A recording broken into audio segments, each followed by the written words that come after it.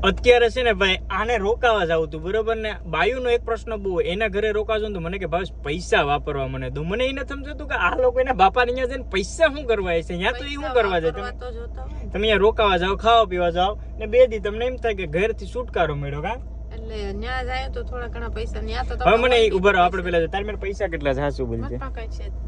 ઉભેલો છે ને ભાઈ જો જોશના મેરે પર્સ છે ને પર્સ ની અંદર આપણે પૈસા પર્સ ખોલતો તો રહો કેમ કે આ નહીં તું ખોલ નહીં ખોલતો કરી કેમ કે મને ખબર હોય ભાઈ આ લોકો એ છે ને હતાડીને રાખ્યા જ હોય પૈસા આપણે બાયો ભેગા રીતે ઉભે આડે જોઈએ હાલે તું મોબાઈલ પકડ હવે આપણે જોજો ભાઈ મારી પૈસા છે ને તમે વાત નહીં માનો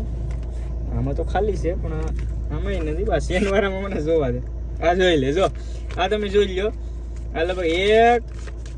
આ 2 3 ને 4 2000 રૂપિયા તો ઓલરેડી છે જોશના મેરે